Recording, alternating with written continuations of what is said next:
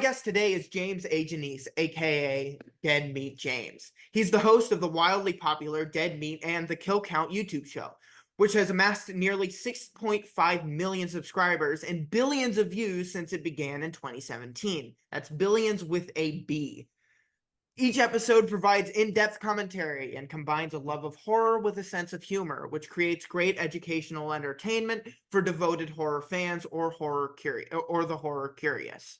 James features a film and discusses its impact, the director, behind-the-scenes stories, and how much it means to him. He plays clips while delivering a recap and tallies the number of people killed, how they're killed, their gender, and more. Scientific calculations are made with the totals delivered in colorful charts and graphs at the end. He awards the Golden Chainsaw medal for the best kill, followed by the Dull Machete for the lamest kill. Its companion channel, Dead Meat Presents, is home to the Dead Meat podcast and where all other non-kill count content can be found. The Dead Meat podcast is hosted by my guest and his creative partner and wife, Chelsea Rebecca. James and Chelsea have become leading figures in horror media. Their creations have been a guide for younger fans to find the horror genre, along with his duties with Dead Meat programming. He's also a co-host on a new podcast called Scream Dreams and Nightmares That Shaped Us with horror legend Barbara Crampton and Catherine Corcoran. I cannot overstate the influence Dead Meat and my guest today has had on my love of horror movies. James, it's a pleasure to meet you. Oh, thank you so much. What a warm, kind, loving introduction. I appreciate that. Your mother is Cynthia or Cindy Ann Janisse of Lincoln Park, Michigan. Your father was James Bernard Janisse Jr. He was a talented bass guitar player who played on stage in Las Vegas and was a studio musician. But he gave that up when he had children to work as a millwright. You were born James Anthony Janisse on May 6th, 1989 in Detroit, Michigan. It was a Saturday. You grew up in the Lincoln Park and Southgate areas of Michigan. What were you like as a child, and what was it like growing up in Lincoln Park? Oh my God, that picture is yeah, that's me as a little kid with looking like I just stuck a fork in an outlet. Awful hair, which is just a continuous thing that I had throughout my life, and it looks like my teeth are all messed up. I mean, that's definitely pre-braces, which I had for a couple of years, but wow. Excellent research. Yep. I did, in fact, grow up in Lincoln Park and Southgate. They are suburbs of Detroit. They are right outside of Detroit. A lot of people who say they're from Detroit, they can range from their distance from the city. You know, they can be as far as Troy, or some people, even if they're from like Ann Arbor, they'll say Detroit, which is not true at all. I always say I'm from right outside Detroit, even though I'm from a city that borders it, just because I don't want to claim cred for living in the city itself. I was a suburban kid, middle class, working class family, and we would go into the city for, you know, sports games and some events, but I mostly stuck to the suburbs. In fact, my older sister, Janelle, who is fantastic, love her, did a lot for our family growing up, but she growing up especially tended to hang out in the city of Detroit, whereas I would go and run around with my little nerd friends in the suburbs. So it was funny. We would always have a thing where we would reach the street right outside of ours, and she would turn left to go to the city, and I would turn right to go like deeper into the suburbs. And so that was just kind of our split growing up. It was fine. It was a boring suburban childhood mostly. Just dumb kids doing dumb things. Before the influence of movies, what scared you the most as a child? Was there a ghost in the attic or a monster under the bed? The usual, like a little bit of a fear of the dark, a little bit of fear of like having your leg off the bed and not knowing what was under it. But early on I got a bed that was really high off the ground. It was one of those beds, I don't know how familiar people are or how common they are, that had a bunch of drawers underneath it. So yeah, it was high up enough to have those drawers underneath it. But then if you like pulled the bed away from the wall, you could go underneath it. And there was this whole like almost like it was like a cave to me. It was like a little play cave that I would have behind where the drawers would be. And I would always like pull the bed out and hang out from under there. But yeah, so I wasn't scared of what was under the bed because that was more of my area, under the bed. The longest standing fear I've had, it's the same fear that I still have today, and I've had it since I was a little kid, is just simply of death. I talk about this a lot on our Scream Dreams podcast, where one of the central topics to the conversations are what our guests are afraid of in real life. And mine is always, just death, just oblivion, the cessation of life. It's something that's been racking my brain since I was a little kid. And then I would, little 5-year-old me would ask my parents what happens when you die, and they'd be like, "Oh fuck, we gotta deal with this," and it would just keep me up at night. So, yeah, that's just what I go through life, always in the back of my head. Many kids are first introduced to horror through fairy tales or children's stories like Hansel and Gretel or Three Billy Goats Gruff. Was there a particular fairy tale or children's story that scared you or excited you as a child? Ooh, that's a good question. I feel like Hansel and Gretel stood out to me just because they end up, throwing her in the oven. I felt like that was heinous. I've always had a sympathy for people, characters, and real life, even if they've done bad things. I always have a kind of aversion to seeing violence done upon them in retribution, regardless of how much they may deserve it or not. And this may feel at odds with my show or my on-screen persona or the scripts that I write, where I celebrate people being torn asunder, but those are just in movies and with makeup effects. In real life, it's a lot different for me, and as a child, it was different for me in stories. So even if this witch had tried to capture these children to eat them, I felt bad for her when she was thrown into the oven and burned alive. So I think that just kind of stuck with me a bit as a kid. But other than that, I mean, I was exposed to horror movies themselves early on. Scream, the original Scream, it was a major impact on me in my formative years. I still remember running away out of the living room while my parents were watching it after renting it. Just during that opening scene, the phone call, the fire on the stove with the popcorn, and just it's such an intense scene. And I fled the room into the kitchen and was afraid of that movie for a few years until I came back to it closer to like 8 or 9 and was able to watch it and conquer it, and then just started renting and watching all the other movies I had heard of, Friday the 13th and Nightmare on Elm Street and Halloween, and learning what actual movies were attached to those titles. Like, oh, Friday the 13th, that has Jason in it. Okay, that's a name I've heard all throughout my childhood. Why isn't the movie called Jason? It doesn't matter. It's Friday the 13th. He's the hockey mask guy. And that was just a fun exploration period of my life. I would say, yeah, from like 8 to probably 11 or 12 was just steeped in horror. Horror was always a part of your life. Yeah. You saw Serial Mom and Night of the Living Dead very young in the opening scene, as you just said, from the original Screen, had an effect on you when you were about 7. You've credited that experience with drawing you into horror. You just said that, which is awesome.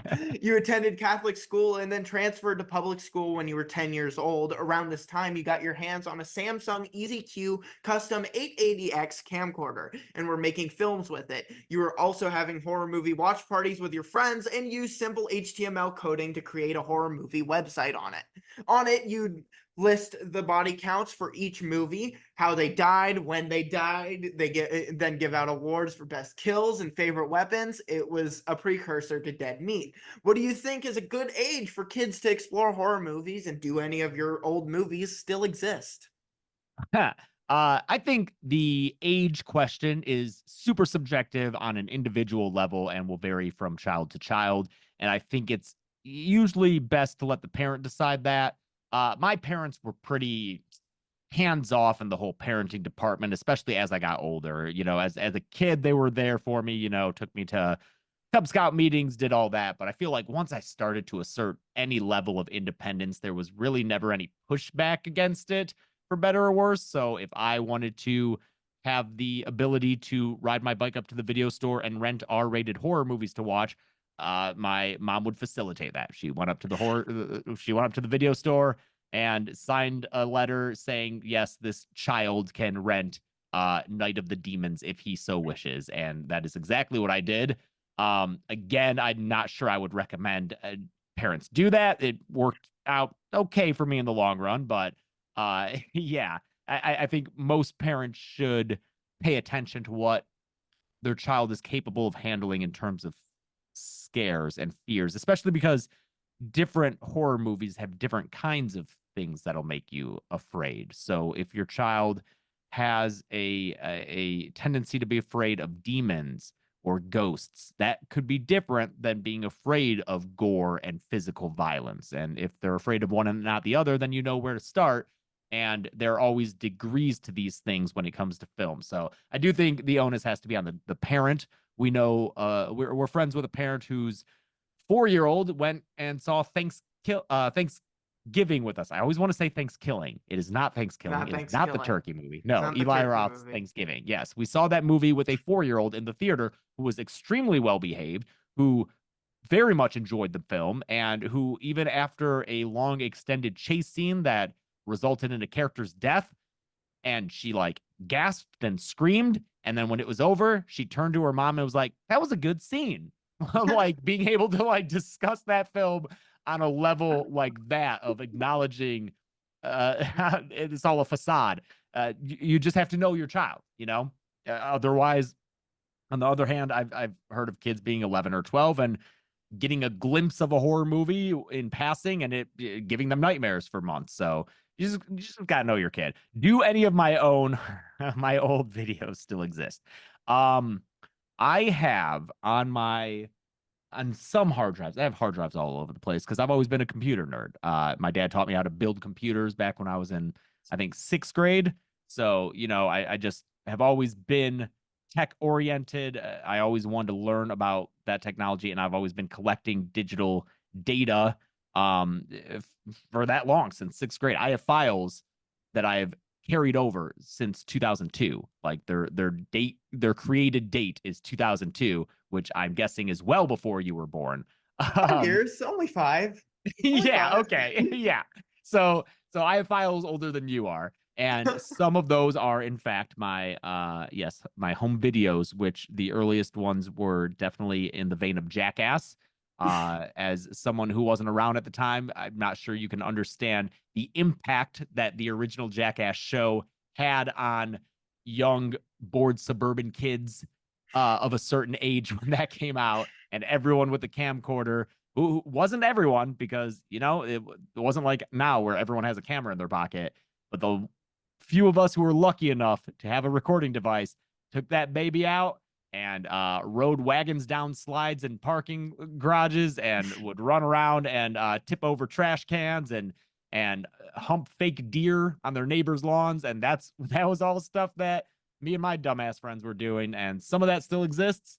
I hope it will never see the light of day, but I do still have it just as a reminder of where I came from, and to occasionally insert a few frames of them into kill count videos and stuff I put online, just to show, yep, that was me. Located about 30 miles south of your childhood home in a small inlet on Lake Erie in the town of Monroe is Cosler's Island, originally named Fox Island. Its original owners built a large house intended to be a women's religious retreat on the grounds. The island was bought by the Cosler family in the 1800s. Many unsuccessful ventures were tried and failed over the years. In 1961, the house burned down. Mr. Cosler passed away, and Mrs. Cosler was left to live alone in one of the remaining buildings. Legend goes, Mrs. Cosler's isolation drove her mad, and she left the house to live among a pack of feral dogs that roamed the island. In the 1960s, teenagers holding parties on the island claimed the glowing eyes of the dog lady would watch them. Some said they saw the woman looking wild, ancient, and always in the presence of her pack of dogs. It was during this time locals renamed the spot Dog Lady Island. The legend became more elaborate over the years. It was said the woman lost her tongue when her own dogs attacked her, and she was later killed by the Iron Coffin's motorcycle gang, who kept her body in a coffin. Now her spirit haunts the island. Did you ever hear about Dog Lady Island, or were there any other urban legends you heard about growing up in Lincoln Park? Dude, no. What? No. I'm looking this up right now, and I have it up on my monitor, and it is nuts. I want to visit Dog Lady Island, dude. What? It's so close to where I was. I mean, we didn't really drive down that way too. It's a little far for like what we would normally be doing, but I mean, oh, sorry, one second, Molly. You behave. She's in the cutest little outfit and yet acting like a total diva. Yeah, I mean, we wouldn't normally go that way unless we were headed to Cedar Point, but Dog Lady Island, this is nuts. The picture of Dog Lady is great. I no, I've never heard of this, and I wasn't really paying attention. Thank you. I just got a Red Bull because I'm real tired. I wasn't really paying attention to any local urban legend. I think I was probably too steeped in just horror films. That was more my jam. Um, you attended Southgate Anderson High Oh, School. Go Titans. go In high Titans. school, I heard you dressed every day in jeans, Velcro shoes, and a black graphic tee with a t-shirt with a joke on it. You were in the marching band and film club. You were also in drama and performed lead characters in Grease, A Christmas Carol, and a parody of Phantom of the Opera. What were you like in high school, and how much of your high school experience informs who you are today? Oh man, it really informs who I don't want to be today. Yeah, high school. You know, I always got great grades in school. I graduated with a 4.14 GPA. Ever since like right from the start, freshman year, I started taking AP and advanced classes. It was gamed out from the start. Me and my best friend at the time graduated.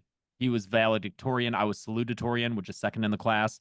And we had gamed it out from freshman year of how to achieve that goal of like how many advanced classes and AP classes we would have to take. So I was smart when it came to school. I always had good grades.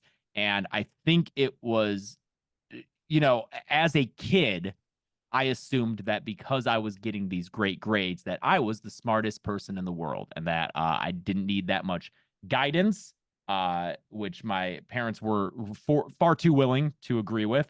And I just assumed I knew everything. And I think that as I got older and entered high school, that made me kind of an asshole to people. It just made me think that I was better than people. I was definitely a nerd, a nerdy guy, but it wasn't like the stereotypical kind of like John Hughes breakdown of social classes in school. I mean, my friends were all we would around sixth or seventh grade was when I started like declaring myself a nerd and kind of like grabbing that title and wearing it proudly. And unfortunately looked at things like Revenge of the Nerds for inspiration, which is an awful, horrible movie that no one should ever use as a guiding light in any way, shape, or form. But as a child, I was reveal it like I was coming to my own identity as a nerd, and that was a movie called Revenge of the Nerds, and I was like, great, that's who I am.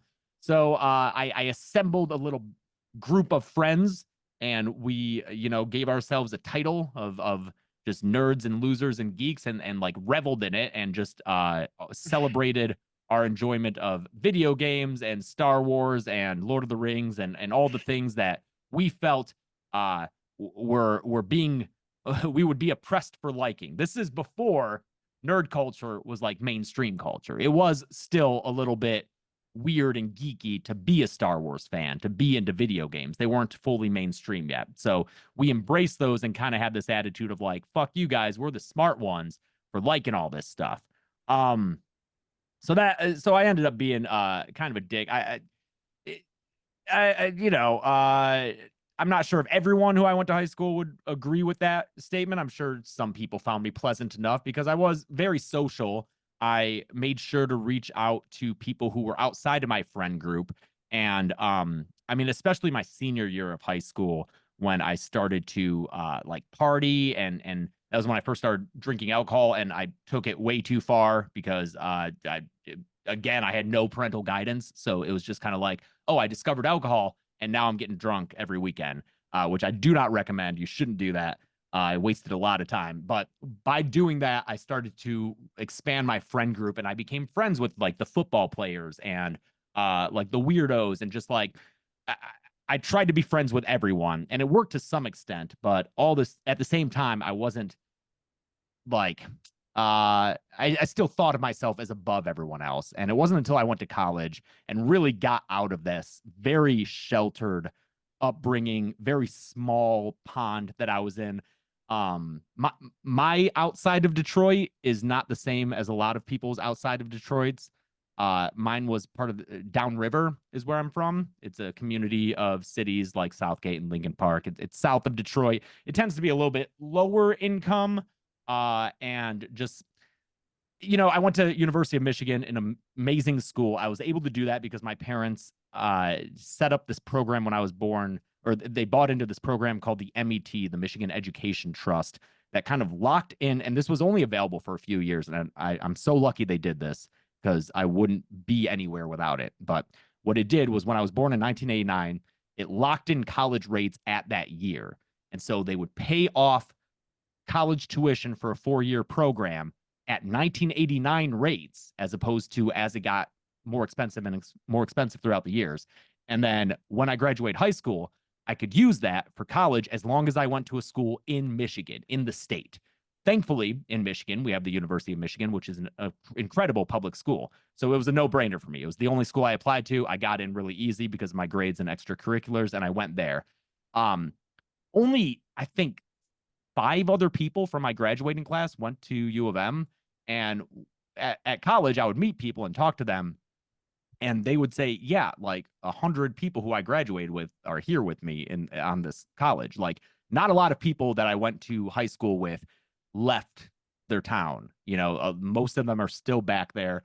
And so I say all that just to convey the kind of setting that I grew up in. It was very much a small, boring, things are so boring, so people are drinking and doing drugs type of suburb, where the most exciting thing was when a Sonic's opened in town. And so getting out of that setting and meeting a lot of people, and the other thing about the town is that it's like 90% white. We're just all like white middle class kids without a lot of perspective, and you think that you know everything because you're 15 and have the internet, but you don't know anything. So going to college was hugely transformative, less in what I learned on paper and the degree that I got, and more so in just meeting people outside of where I came from and learning, oh, wow, there are so many other perspectives out there that I really need to work hard to see from and understand. And it turned me, in college, I was a little edgelord online. I wasn't quite like 4chan levels. Thankfully I never got that bad, but I was like a little troll gaming and with like edgy names and harassing people online while we're poning noobs in Counter-Strike, just shit like that. And just saying things that I didn't mean, but I would say them just to be shocking. And then I get to college and I meet people and it's like, oh fuck, this is a dumb way to be.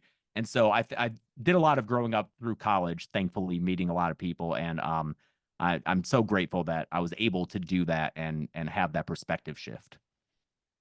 For college, you studied at the University of Michigan. Go Wolverines. It was here you would become friends with Chelsea Care Bear Rebecca, who would become your friend, partner, Care Bear. girlfriend, partner, girlfriend, and later your wife. While you enjoyed horror at an early age, Chelsea developed a real appreciation during college when she took a horror theory class with Professor Mark Kligerman, who she has stayed in touch with. After graduation, you went on a 2-week solo camping trip through northern Michigan, Wisconsin, Minnesota, and Isle Royale National Park. You lived in Dearborn for a while, and in 2011 co-founded the YouTube sketch comedy series Comediocracy, which would become your breakthrough channel, Practical Folks. In 2012, you and Chelsea complete a 2,800-mile road trip from Detroit to Los Angeles, following Route 66, ending in Santa Monica. You make the move to LA to find work in the film industry. For years, you continued editing Practical Folks while both of you were production assistants and picking up odd jobs here and there. You worked casino events as a dealer and the Brute Squad, who would set up and strike the events. Chelsea would edit exercise videos for seniors and pass out swag bags at premieres. You pulled shifts at Starbucks and was a participant in a Beachbody infomercial for their Hammer and Chisel workout program.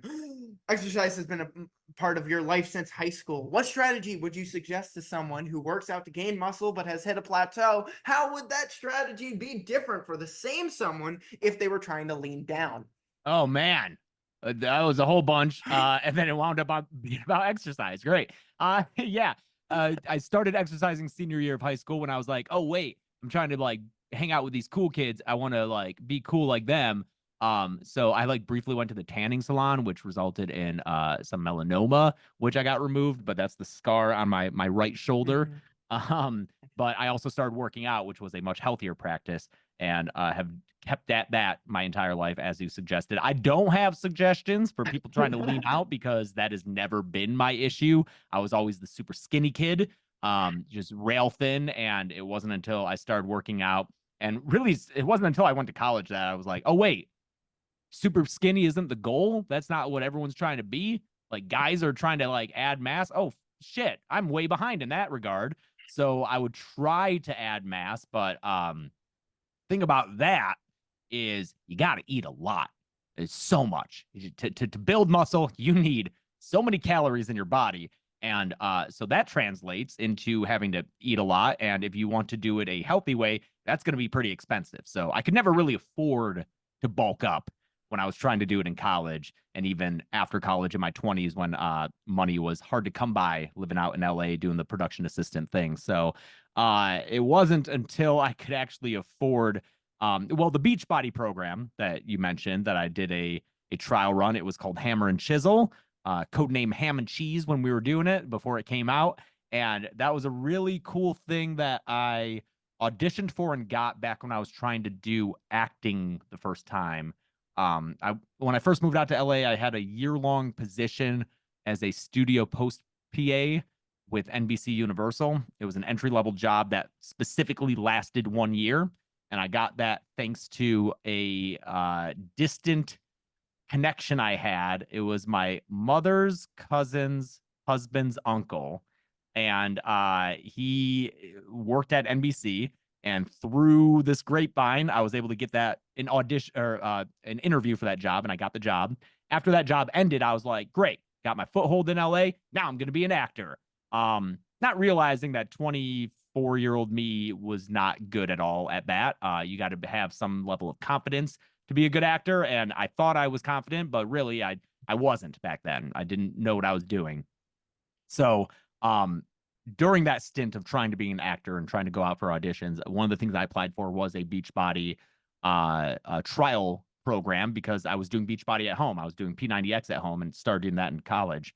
But the program was a 60-day thing where I would go to their studio every day, work out, and then collect a bag of food. And that was the only food I was allowed to eat. I wasn't allowed to eat anything outside of it. They carefully controlled all the macros and everything.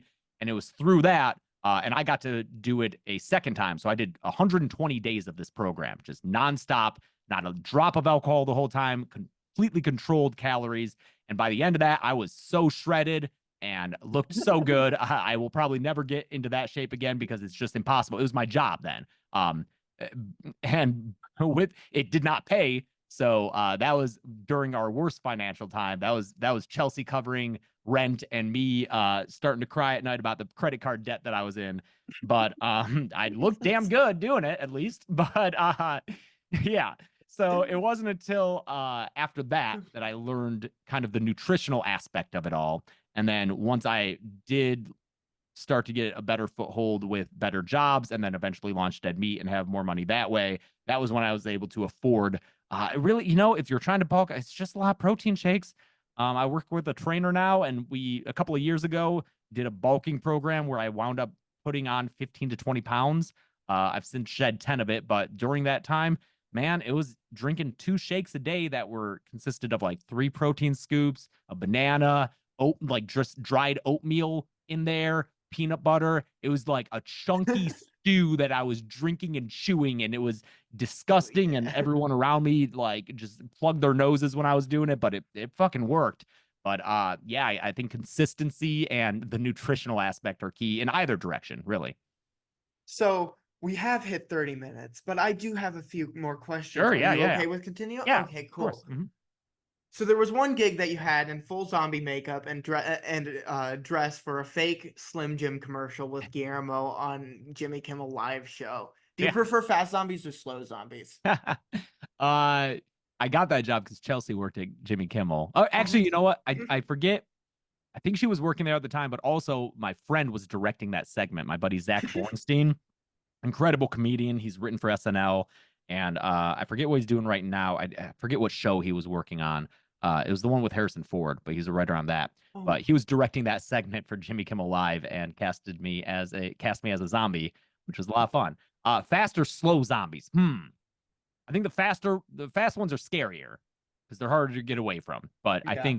I mean, my favorite zombie movies are Dawn and Day of the Dead, Day which of are the Dead obviously is fantastic. it's It's so great. good. Yeah, it's really undersung, and I It didn't really even is. appreciate that much as a kid. I preferred. I always loved Dawn, and I always had a respect for Night because it was one of the earliest horror movies I ever saw. It was one that like my mom actually liked and watched when I was young. But Day just like didn't click for me until more recently when I was like, oh wait, this movie is great, and it's just the feel of it is so good, and there's like the weird calypso music sometimes when they're like the soundtrack is a huge part of it. So fun. Yeah, I love it. I love it. But January 12th, 2015 was another major life event when Lucy the cat entered your lives. By 2016, Practical Folks would plateau around 60,000 subscribers, and around election night of the same year, you decided to make a change. From November 2016 through April 2017, you prepared the launch of your channel, Dead Meat. The first kill count covered the original Friday the 13th, and the show exploded in 2017, amassing millions of views each month. The Dead Meat podcast landed in 2018, and the channel passed 1 million subscribers. Among your fans is horror director Mike Flanagan, who said Dead Meat is not just commentary, not just critique, it's excellent entertainment in its own right. You've said one of the coolest things from the show is interviewing Mike Flanagan at the Stanley Hotel in Colorado. My father and I conducted 2 ghost investigations at the Stanley. I won't say we found evidence of ghosts, but I will say what we did find was compelling at least. What are your views on the supernatural, and did you experience anything at the Stanley Hotel while you were there? at the Stanley Hotel, I was all ready and willing to experience anything it threw at me. I went to sleep that night, pretty comfortable bed, woke up at Very 3 in the comfortable morning. beds. Yeah, yeah. I woke up at 3 in the morning, and this is what I do when I'm traveling and I happen to wake up at 3 in the morning. I love it. I love it when I get up in the middle of the night. I will take the opportunity to get up out of bed and go for a walk. I've done this in many cities, Catalina Island, in London when we were there for our honeymoon. I just love walking around a place at 3 in the morning when no one is there, just to experience what's there, just to have it all to myself. I love that the witching hour. I always have. I've always been a night owl. I used to take bike rides around the city at that time, just by myself as a kid, like as a 12-year-old, 13-year-old, just riding my bike around. But I got up at 3 in the Overlook, walked around. Nothing, man. There's nothing. I do not believe in the supernatural at all. I am a hardcore skeptic. Um, Became more so in college. I really in high school, like junior year, I'd say was when I started to like really question my beliefs. I was raised Catholic and was pretty into it as a kid, pretty scared of it too. The Catholicism has some creepy imagery. I remember being terrified of going to hell. I was so scared for my friends to go to hell. I at sleepovers, if I noticed that my friend fell asleep without saying their prayers, I would say an extra set for them because I didn't want them to go to hell. That's how scared I was of it all. And got really into the whole lore of it all and everything. I've since forgotten most of it, unfortunately. But it was in high school that I really started to question all that and became a might say militant atheist, especially senior year of high school. Had a little pendant I wore, a little necklace that was the Atheist of America symbol, just like an open atom symbol. I just like bought all these Richard Dawkins books and Sam Harris books and was like really into them. Jeez. Definitely mellowed out in college, but never lost the skeptic's edge, especially as I studied psychology and bio psych specifically, learning how perception is handled on a neurotransmitter level, why we experience what we experience, how we interpret those different things, and if we're not aware of what's happening on a like bottom up processing level, how we might try to top down justify it or rationalize it in different ways. And it was through learning all that, along with my philosophy minor that didn't pan out, but took a lot of philosophy classes, that just kind of hardened my skepticism, my empiricism. I just believe what's there. I believe in in what's provable by science, hard science, not I mean, like, astrology is one of my least favorite things in the world. Whenever someone starts talking about astrology, I Well, really I'm a Virgo. I'm kidding. I'm yeah. kidding. Yeah. If your opening question to me when we first meet is asking about my sign, I'm just like, okay, I'm not going to judge you as a person because that you're probably you can be a lovely person, but I just don't think that on a deep level we're going to be connecting as like a similar person.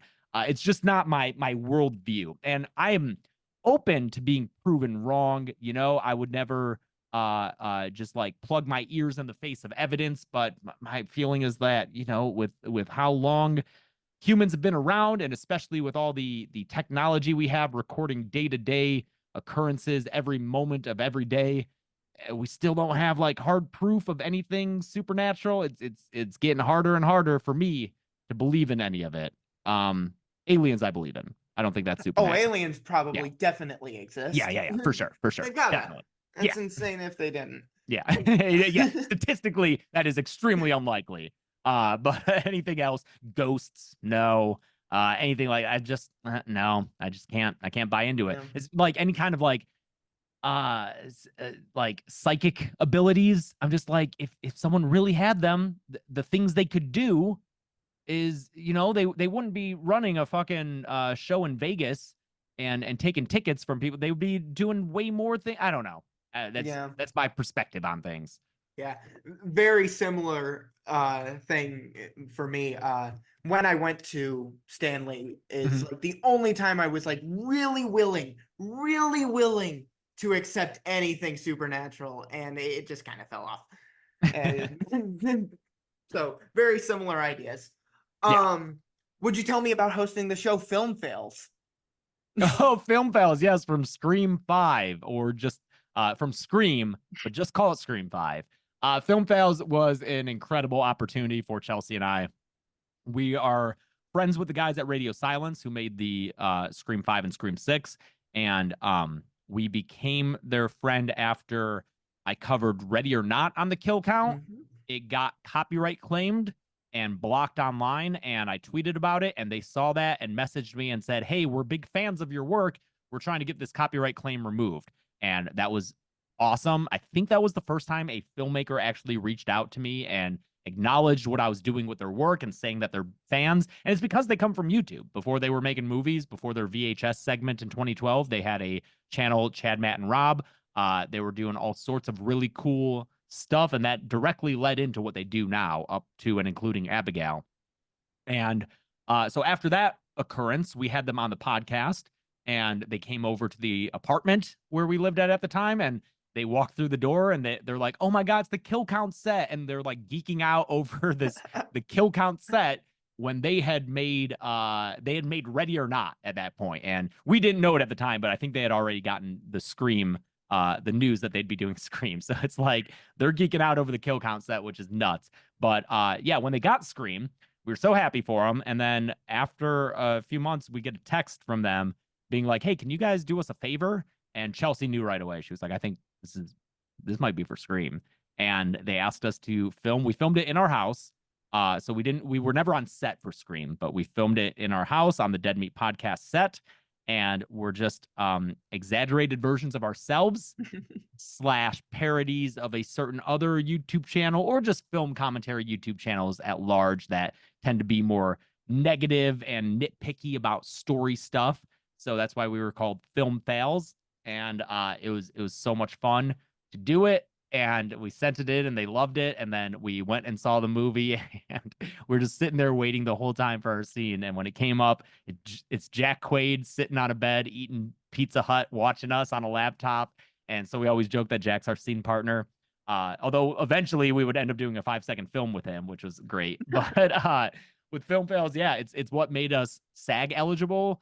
I am still SAG eligible. Chelsea is now fully in SAG. She's a full member, and we still get these tiny little residual checks for Scream from our role in it. They'll be like $7, but it's so cool to get residual checks for Scream for our fucking 10-second appearance in the movie. And it's just, That's I mean, yeah, I'd be like I geeking said, out every day. yeah, exactly. It's the horror movie that got me into horror. and now we are canonically in the franchise. And if Radio Silence ever returns to the franchise, I would love for the Film Fail hosts to come back and get killed by Ghostface. That would be great.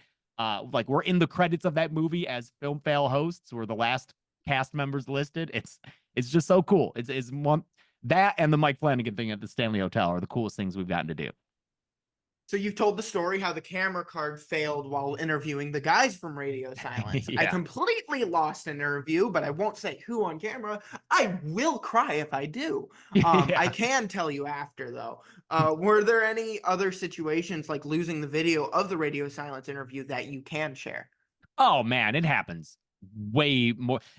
I won't say it happens a lot, but it happens. You know, that's the nature. We're shooting, so we're putting out a 25-minute mini documentary every week on top of the podcast, on top of live streams. There's a lot of stuff going on, a lot of moving parts, a lot of technology, and when it happens, it fucking sucks. The most recent time I remember is we were getting ready to leave for a trip. So we'd be out of office for, I think it was like a week that we were going to be gone. So we had to do all this work beforehand, get all this stuff recorded for the editors to have to work on while we were gone.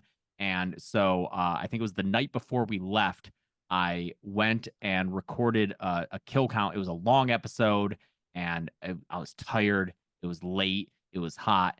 I got through it all after like recording a 2-hour episode. The next morning I go to offload the footage and it's not there. It's just not there. The wrong card got put in the sound recorder and the one that was put in there was not up to speed for it. So it didn't create the file. And so we just didn't have that. And I think I was able to hastily record. Mine. Oh Yeah. God. Yeah. Yeah. Sometimes it's as simple as that. The wrong card got put in the equipment and it's just, yeah, it does. Your heart drops, your breath is taken away, you start cold sweating, and you're like, your brain starts immediately being like, okay, what do I have to do to fix this? There's not really fixing it. So how do I just move on from here? Oh man, this is going to set us back. And it's devastating, but it happens. And anyone who's aiming to do something like this should expect it to happen and take as many precautions as they can to avoid it happening, but just understand eventually you'll mess up and it'll happen, and you just got to be prepared for that that devastation. Radio Silence was there on January 21st, 2022. I thought you were going to say Radio Silence was there on January 6th. And I was like, what? No, no, not Radio Silence. Ruined your life. Yeah. Radio Silence was there on January 21st, 2022, when you and Chelsea were married. And sorry. Oh, in fact, I understand there was a whole table of horror actors and filmmakers, but the coup de grace was having our mutual friend and former guest of the show, Heather Langenkamp, officiate your wedding. I've heard how you met, then how you then got to know her better during an escape room event, which led to more. But my question is, what was the inspiration to ever ask her to officiate your wedding in the first place? We knew that we wanted someone to officiate that would mean something to us, be a nod to our job, but also just be a good person. We briefly considered Tony Todd because we'd met him. He has a cool voice. He's a nice guy. But we really hit it off with Heather when we did that escape room with her. And so during that event, we invited her onto the podcast. And before she came to the podcast, we were like, should we ask Heather? Let's see how we vibe with her throughout the podcast recording. And if it goes well, we'll ask her afterward. And we vibed real well. That entire podcast, that's still available to watch. You can see her sitting in our apartment holding our little stuffed Rex doll as we talked about all sorts of things. And so afterward, we were just like, yeah, we really like her energy. We really like who she is as a person. And we would love to have her officiate the wedding.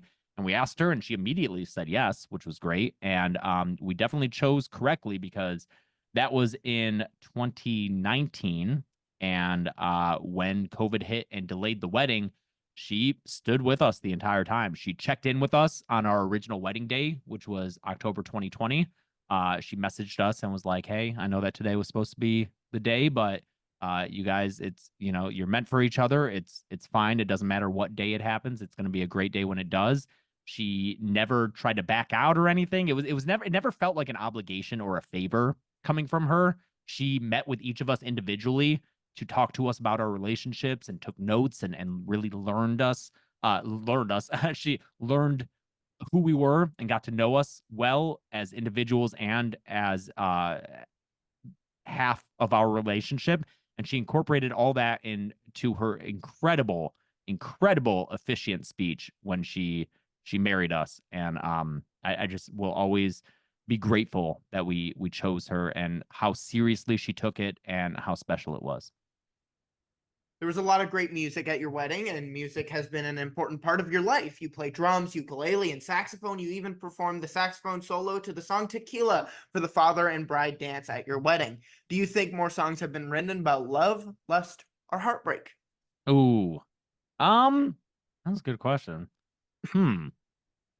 I might have to go with heartbreak just because I feel like, I mean, love and lust are written about a lot, but I feel like one of the most inspiring things for someone is if they get their heart broken, especially if they're younger and it like is more impactful and they really feel it more with all those hormones going on. And that's going to inspire some artistic expression, like writing songs. Who does somebody have to kill to get invited to one of your New Year's Eve parties? Yeah, they're bangers. I'm not gonna lie. We've been doing New Year's parties. I've been having New Year's parties since college. I've always been one for parties, for better or worse. But yeah, they're. I mean, we are reaching capacity even in our house. Like we specifically bought the house we did with an eye towards hosting parties and social get-togethers, and it's been so successful there. But it's starting to crack at the seams a little bit with how many people. You know what? New Year's actually is more of a closer friend affair, if you can believe it. Despite the giant group pictures that we have, those tend to be people who we know pretty well in life.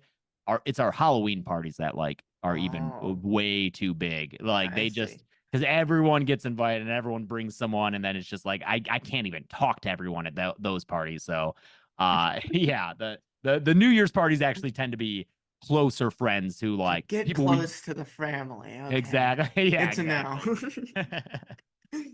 The Dead Meat set is famously filled with horror memorabilia. I think I speak for everyone when I say we all shed a tear on March 5th, 2020, when the beast, your axe from the movie Mandy, broke. I'm working on my collection. Peter, right here, this vampire head, is a gift from Howard Berger at Can-Be Effects. Is that Um, Last Voyage I or have no idea actually, but maybe. yeah? It I looks don't know. almost I don't know. I okay. It's genuinely really have cool. I no love clue. it, It's and to awesome. be from Howard Berger's incredible. Yeah. This mask right here is a gift from Rich Ragsdale from his film The Long Night. Hmm. Um, and aside from horror movies, you're also a fan of Game of Thrones, David Bowie, and James Bond movies. Chelsea became the best gift giver of all time when she gave you the shoes worn by David Bowie in the Let's Dance video. This isn't horror related, but it is from James Bond. This is a Swatch watch from the Casino Royale 2020 James Bond collection, gifted to me by Barbara Broccoli. Whoa, that's awesome. Truly one of my most, oh, how do I open it again? Prized Careful. possessions. That's so Yeah, cool. it's so cool. What is your favorite collectible in your collection outside of horror and besides the I was Bowie gonna say shoes? easy answer, the And David Bowie besides the shoes. shoes. Yeah, for sure. Definitely the shoes. They have a place of honor in our home, in a case with its own lighting rig, and they're fantastic. I've never tried them on. People always ask. I meant to try them on the night of our wedding as a special day. Kind of forgot. I was too busy getting married, but maybe if there's another super special occasion in the future, I'll take the opportunity to try them on, but I haven't yet. Aside from those, hmm. It's really hard to think. I have a couple, I'll say. One is um as Dead Meat started to find success, and it may have been when it was big enough for me to leave my job and commit to it full time. Chelsea got me a piece of the dock from the original Friday the 13th. It's a Oh, small yeah. piece of the wood that was in the dock, like part of the dock in the original Friday the 13th. And it's framed and it hangs in the kill con set above the closet door. And it was just kind of a like this is what you started with, and it's going real well. So that means a lot to me, and that's up there. The other thing that I really like having, especially now, is in 2019 I got back into wrestling, and at the time, Daniel Bryan, Bryan Danielson now, but Daniel Bryan was the world champion. His gimmick, his character was a overly zealous, eco-friendly guy who he was a bad guy, which is it tells you about the WWE at the time. He was an environmentalist, so clearly he was a bad guy. And what part of his shtick was he threw the leather championship in the trash and made his own eco-friendly hemp belt made of wood and hemp. And so since that was what was going on when we got into wrestling, and because he was such a compelling character for us, I bought a recreation of that belt and had him sign it when we met him at SummerSlam 5 years ago in 2029 or in 2019. So an autographed Daniel Bryan eco-friendly belt that's up there too. So this last question is a Sophie's choice. Two Oh, must God. die so that one may live. Okay. There's a reason why they're called Sophie's choices. Number 1, Mortal Kombat. Number 2, Clive Barker's movie Hellraiser. Number 3, or the song As the World Falls Down by David Bowie from the Labyrinth soundtrack. Ooh, man. Oh, man. I love all three of these things, but we danced to As the World Falls Down at our wedding. It was our first dance as a married couple. It was choreographed, and it was great, and it's going to be a highlight of my life forever. So I'm gonna have to go with that song Lives. Sorry, Hellraiser, and eternal sorry to Mortal Kombat, my beloved video game franchise. It's official. Call everybody. Is there anything you want to ask me before we're done? What's your favorite horror movie? It's got to be Texas Chainsaw Massacre, the original. Hell yeah, that's Chelsea's too. Yeah. Excellent. Yeah. It's got good taste. And what's your favorite Universal monster? Oh, Creature from the Black Lagoon right here. I see him. Yep, he's holding up your mic, so I figured that would be the answer, but I had to ask. This is the original Aurora 1960 build-up monster thing. It's from the 1960s. It's awesome, and it's That's my favorite great. little thing. I also very much enjoy the Sentinel ball from Phantasm that you have. Yeah, that was awesome. That might be the same one I have because I have the same little plastic cap that holds it up. And then the stuff in the background. I need to get his stuff. I don't have one, so that's really cool. I got that a long time ago. I got the stuff a long time ago. That thing cut me multiple times. The Phantasm ball, for sure. It always gets Fiona when she's setting up the set. But yeah, thank you so much for sitting down with me. I hope you had fun. Yeah, it was great. Tell everybody. I will. Yeah, you have so many people who have vouched for your interviews, and now I can be amongst them. Yeah. It's awesome. Thank you so much.